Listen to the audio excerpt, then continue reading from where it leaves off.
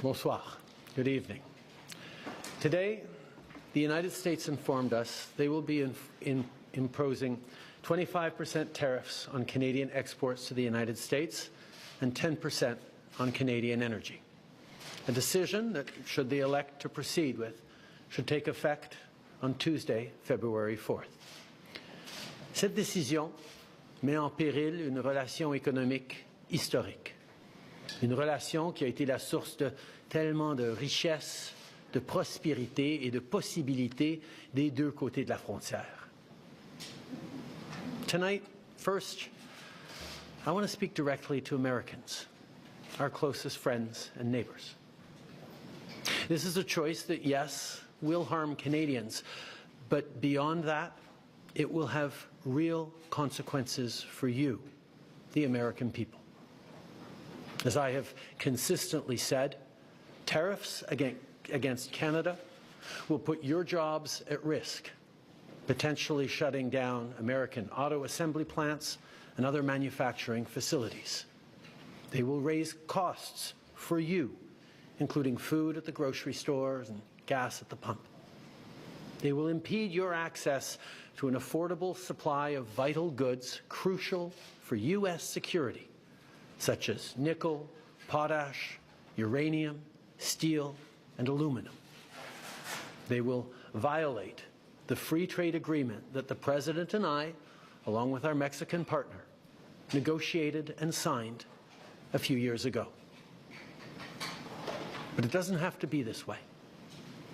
As President John F. Kennedy said many years ago, geography has made us neighbors, history has made us friends, economics has made us partners, and necessity has made us allies. That rang true for many decades prior to President Kennedy's time in office and in the decades since. From the beaches of Normandy to the mountains of the Korean Peninsula, from the fields of Flanders to the streets of Kandahar, we have fought and died alongside you. During your darkest hours, during the Iranian hostage crisis, those 444 days we worked around the clock from our embassy to get your innocent compatriots home. During the summer of 2005, when Hurricane Katrina ravaged your great city of New Orleans, or mere weeks ago, when we sent water bombers to tackle the wildfires in California. And during the day the world stood still, September 11th, 2001, when we provided refuge to stranded passengers and planes, we were always there, standing with you, grieving with you, the American people. Together, we've built the most successful economic, military, and security partnership the world has ever seen. A relationship that has been the envy of the world. Yes, we've had our differences in the past, but we've always found a way to get past them. As I've said before, if President Trump wants to usher in a new golden age for the United States, the better path is to partner with Canada, not to punish us. Canada has critical minerals, reliable and affordable energy, stable democratic institutions, shared values, and the natural resources you need. Canada has the ingredients necessary to build a booming and secure partnership for the North American economy, and we stand at the ready to work together. Let's take a moment to talk about our shared border. Our border is already safe and secure, but there's always more work to do. Less than 1% of fentanyl, less than 1% of illegal crossings into the United States come from Canada. But hearing concerns from both Canadians and Americans, including the American president himself, we're taking action. We launched a $1.3 billion border plan that is already showing results, because we too are devastated by the scourge that is fentanyl, a drug that has torn apart communities and caused so much pain and torment for countless families across Canada, just like in the United States. A drug that we too want to see wiped from the face of this earth. A drug whose traffickers must be punished. As neighbors, we must work collaboratively to fix this. Unfortunately, the actions taken today by the White House split us apart instead of bringing us together. Tonight, I am announcing Canada will be responding to the U.S. trade action with 25% tariffs against $155 billion worth of American goods.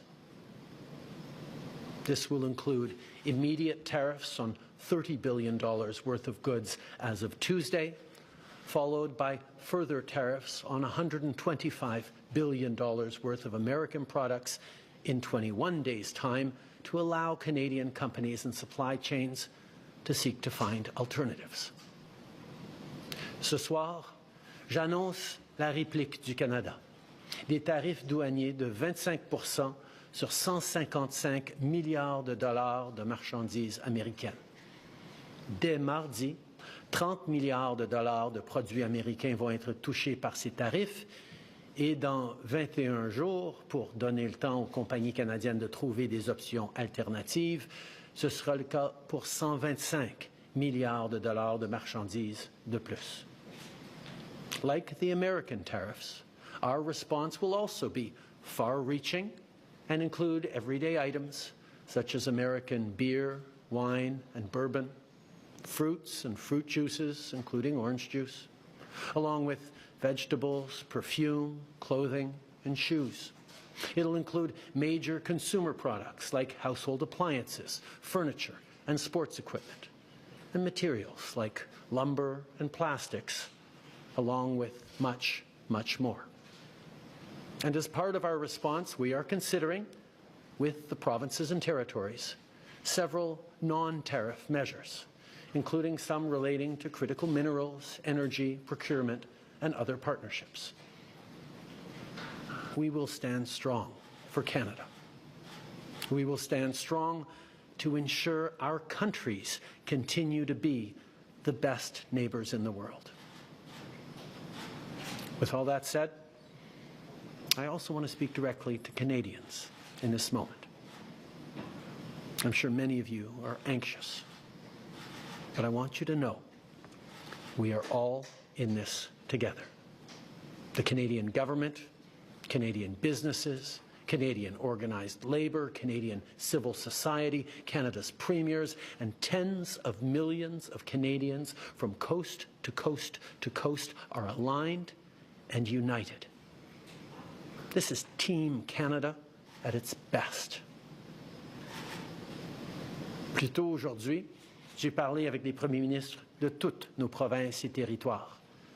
On est unis et solidaires. Ils ont tous appuyé notre approche. On est aussi alignés pour faire tomber les obstacles qui freinent le commerce entre nos provinces et territoires et rendre ça plus facile pour les consommateurs de choisir les produits de chez nous.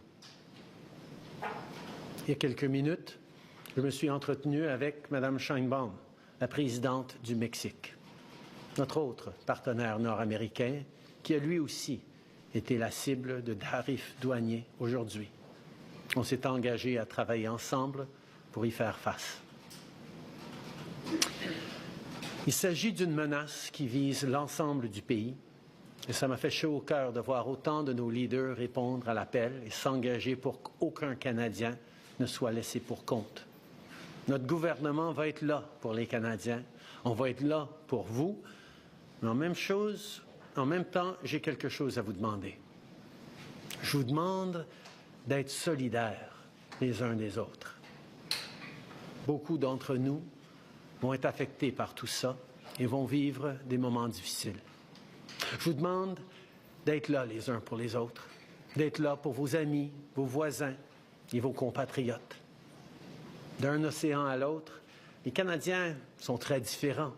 On parle de différentes langues, on a de différentes croyances, on a de différentes opinions, de différentes idées. Mais quand on reste unis, on puise notre force dans cette différence.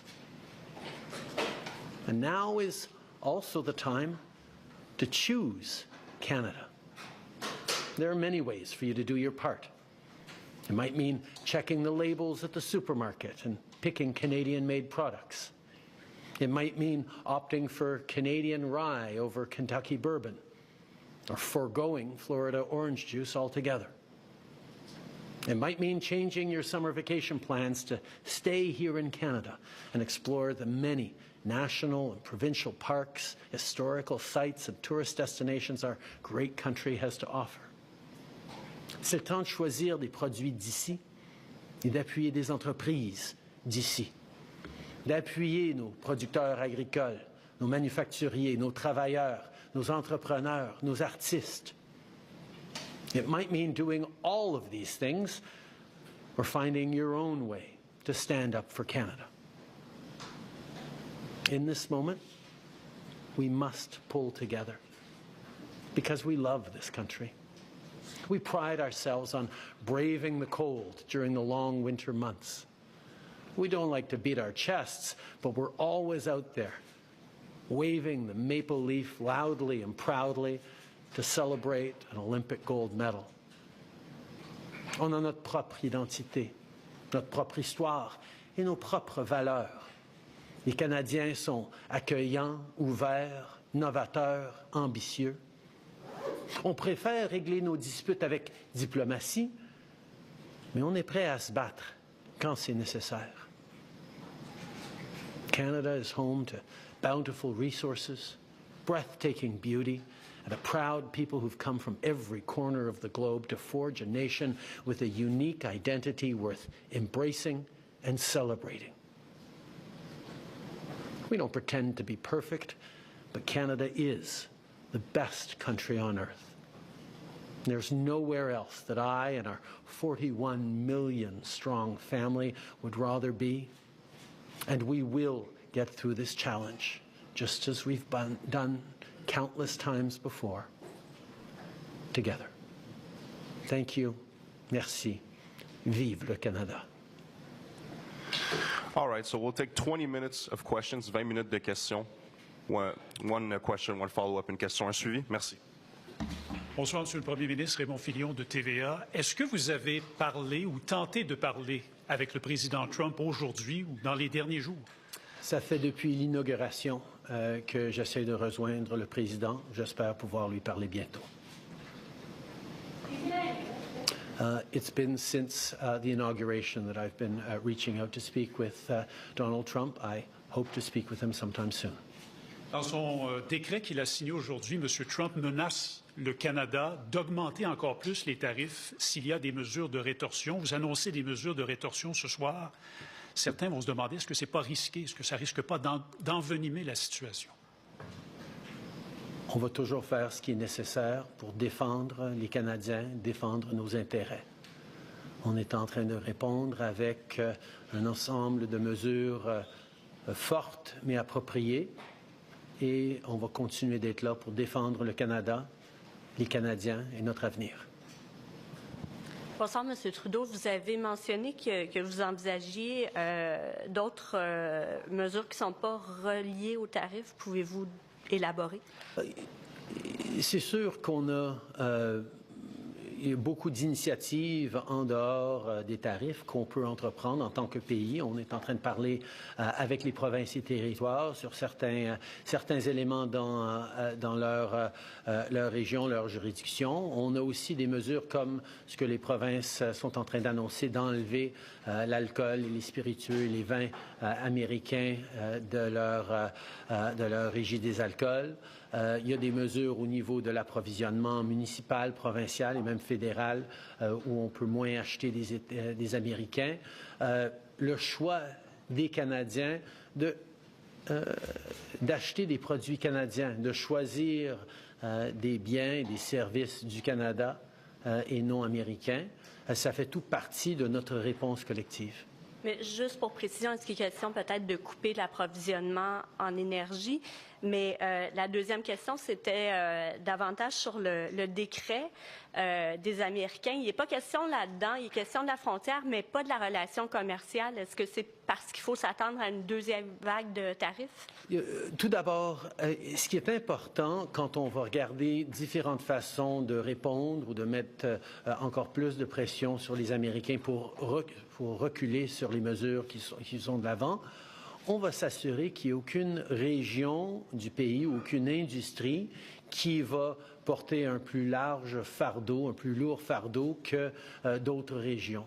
On sait qu'il y a certaines industries, dont l'industrie pétrolière, qui ont un grand impact aux États-Unis, mais on va s'assurer que toute réponse qu'on va faire va être équitable à travers le pays, parce qu'on ne veut pas que ce soit seulement une région ou une partie du pays qui paye le plus pour défendre tous les Canadiens. Et c'est quelque chose, un principe sur lequel tous les premiers ministres sont d'accord. Est-ce qu'on peut s'attendre à une deuxième vague? C'était ça aussi la question. Sur l'enjeu une deuxième vague, dans quel sens? De tarifs, parce que dans le décret, il n'est pas question de la relation commerciale, il est juste... Ah non, oui, tout à fait. Ces tarifs d'aujourd'hui sont ancrés dans la préoccupation du président sur le fentanyl. La réalité, c'est que le Canada représente une infime partie du défi au niveau du fentanyl auquel les Américains font face, et on est prêt à travailler avec eux pour régler cet enjeu dans nos communautés comme dans la leur. En même temps, il y a une enquête sur nos relations commerciales qui est en cours dans le système américain, qui va aboutir le 1er avril, et à ce moment-là, ils vont prendre d'autres décisions. In regards to actions we might take in terms of responding to the American trade action, there are a number of different industries and regions of the country that can have greater leverage over the United States. One thinks of the oil industry, for example. What is extremely important for me, and I think for all the premiers, is that no one region of the country or one industry carries a larger burden than anyone else in standing up for Canada. We need to all be in this together. This only works if Canadians are fully united from coast to coast to coast to stand up for this extraordinary and beautiful country. And that's why, as we look at different measures, including non-tariff measures that we might move forward on, we will not be moving forward on issues that further divide the country, which is why we're working with all premiers to look at different ways we can encourage the Americans to step back from these trade actions. Bonjour, Christian Noël de Radio-Canada. Pour être clair sur cette question-là, les tarifs sur le gaz naturel et le pétrole ne sont que de 10 % alors que pour le reste, c'est de 25 %, notamment parce que les États-Unis ont besoin de notre pétrole. Ils ont besoin de plein d'autres choses dans notre secteur énergétique. À quel endroit est-ce que vous êtes prêt à couper le robinet? Tout d'abord, soulignons que oui, les Américains ont besoin de notre gaz et notre pétrole, ils ont besoin de nos minéraux critiques, mais ils ont aussi besoin de nos pièces d'automobile, ils ont besoin de nos produits agricoles, ils ont besoin de notre ciment, ils ont besoin de notre bois d'œuvre. Il y a énormément de choses que le Canada produit, qu'on vend à des prix très, très bon marché ou bien responsables aux Américains, sur lesquels ils dépendent pour leur bien-être économique. Des tarifs de 25 % sur tout ce que le Canada produit, ça va faire mal aux Américains, aux consommateurs américains, aux producteurs américains. On s'attend à avoir des défis énormes dans l'industrie automobile, par exemple, aux États-Unis, où des pièces et du travail canadien et mexicain sont des éléments essentiels de ce qu'ils font. Alors, on va être là pour regarder et encourager les Américains de revenir en arrière sur ces tarifs et on va utiliser toute la gamme d'outils qu'on a. Pour être très clair, on ne veut pas être dans cette situation. C'est le choix des Américains de nous mettre dans cette situation-là, mais puisqu'on est ici, on va répondre de façon responsable et forte pour défendre le Canada. Dans un match de hockey ce soir à Ottawa, durant l'hymne national américain, il y a des Canadiens qui ont hué l'hymne national américain. Est-ce qu'ils ont raison d'être en colère et êtes-vous en colère? On a une très longue histoire avec les Américains. On a un partenariat sans pareil, mais il y a toujours eu des moments de différends, des moments de tension entre nos deux pays. Et c'est des moments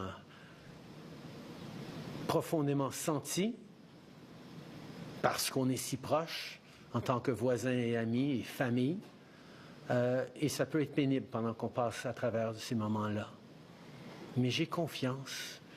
J'ai confiance dans les Canadiens, mais surtout j'ai aussi confiance dans le peuple américain qui comprend à quel point leur lutte, leur grand défi dans le monde, c'est pas le Canada. Et qu'en travaillant ensemble, on va pouvoir passer à travers ces moments pénibles pour en sortir encore plus fort. Est-ce qu'ils ont raison d'être en colère? Je pense que les Canadiens ne comprennent pas tout à fait pourquoi les Américains sont en train de cibler leurs meilleurs amis et leurs plus proches partenaires plutôt que d'autres pays dans le monde. En anglais? I think Canadians are a little perplexed as to why our closest friends and neighbors are choosing to target us instead of so many other challenging parts of the world. I don't think there's a lot of Americans who wake up in the morning saying, oh, damn Canada. Oh, we should really go after Canada. We're there as friends, as partners.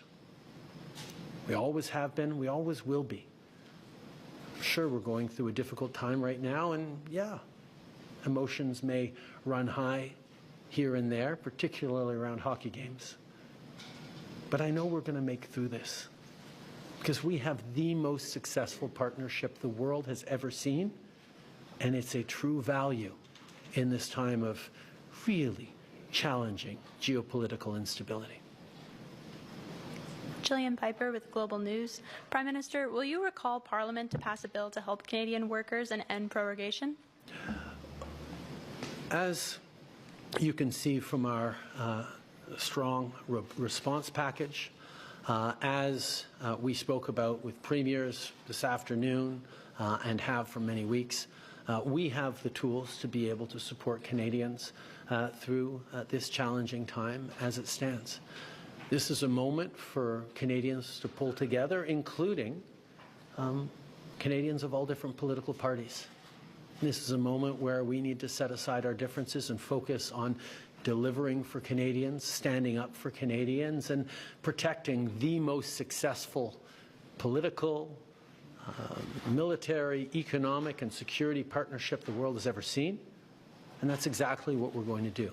We have the tools to do it as a government right now. We will keep doing it alongside our premiers and our partners. A member of the Canada-U.S. Council, Lana Payne, today said that an ally would not act this way and therefore the U.S. is no longer Canada's ally. Do you agree with that? Like I said, I think there are going to be people who are upset and even hurt by what's gone on here. But I have faith. I have faith in Canadians, but I also have faith in the friendship between Canada and the United States that has gone through challenging times before, but we always make it through because we've been able to count on each other for over 150 years, and we will continue to be able to do that long into the future. This is a friendship that has stood the test of time, and despite challenges that we can work on and we will work on together, we will continue to be friends and neighbors. Prime Minister, you said earlier that you're not going to move forward on measures that would further divide the country. Does this mean that blocking energy exports is fully off the table? It means that any conversations around further measures, particularly involving one industry or one region of the country more than another, is something that we're going to do carefully and thoughtfully and with the full partnership of regional leaders, provincial premiers, businesses. No one part of the country should be carrying a heavier burden than any other. We're in this together. We're all going to stand together, and we'll be there for each other from coast to coast to coast. And President Trump said in the executive order that it's about the border and fentanyl. Do you think that this is what it's about? We have one of the strongest, more secure borders in the world between Canada and the United States. As I said, less than 1% of fentanyl going into the United States come from Canada. Less than 1% of illegal migrants going into the United States come from Canada. That doesn't mean there isn't more to do. And that's why we've invested $1.3 billion in strengthening our borders. And we're seeing over the past number of weeks, past couple of months, the numbers significantly decrease at the border already. We are making progress in working together, including sending joint teams over to China to talk about the precursor chemicals that get developed into fentanyl all across North America. There are things that we can and must do together, and I understand the preoccupation the American president has with fentanyl deaths. We share those preoccupations. We've seen far too many communities across our country devastated by toxic drug supplies, by fentanyl, by opioid addictions.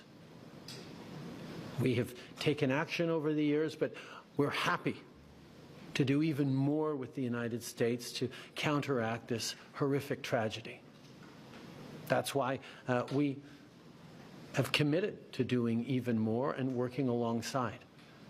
But this trade action against Canada is not the best way we can actually work together to save lives. Good evening, Prime Minister. Stephanie Taylor with the National Post. What does it tell you about your relationship with President Trump that you've been trying to get a hold of him and he hasn't been speaking with you? I think this is a time where we've all remarked on just how active President Trump has been in engaging with a wide range of topics in his first weeks in office. As you all know, I've had many good and substantive conversations with President Trump over the past months where we've highlighted the work that we can do. Our ministers and officials have been engaging, in many cases like today, multiple times a day with their counterparts to talk through these issues, to move forward on areas of mutual concern. We will continue to engage, and I will continue to be there to work with President Trump as we've worked together in the past. We've worked together to solve some pretty challenging issues over the years. I look forward to doing that again. Je pense qu'on peut souligner à quel point le président est extrêmement actif avec beaucoup de différents enjeux sur sa table. Ça fait plusieurs mois que j'ai eu beaucoup de conversations avec lui sur les enjeux dont on est en train de discuter aujourd'hui. Il sait très bien mes positions et en même temps, les ministres sont extrêmement actifs à être engagés avec leur contrepartie américaine, y compris plusieurs fois chacun aujourd'hui, pour souligner le travail que nous pouvons faire. Alors, il faut se souvenir que moi et le président, nous avons réglé de grands enjeux dans le passé et je suis toujours prêt à le faire encore une fois. But if you can't get a hold of President Trump on a day as consequential as this, when it really matters, can Canada have a productive relationship with President Trump and the Trump administration moving forward? As I've said, we have had a very effective and constructive series of conversations throughout the American administration. We'll continue to. I look forward to speaking with President Trump in the coming days and weeks. This is something that matters, but we've solved big issues before, and we will solve them again. Last question, dernière question, s'il vous plaît. Thanks for taking our questions. Raisa Patel, the Toronto Star.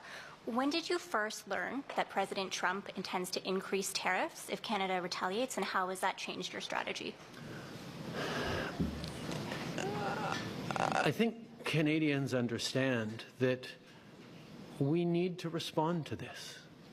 We need to respond in a way that is appropriate, that is measured but forceful, and that meets the moment. We're certainly not looking to escalate, but we will stand up for Canada, for Canadians, for Canadian jobs. We will also continue to do more together with the United States to counteract the scourge that is fentanyl.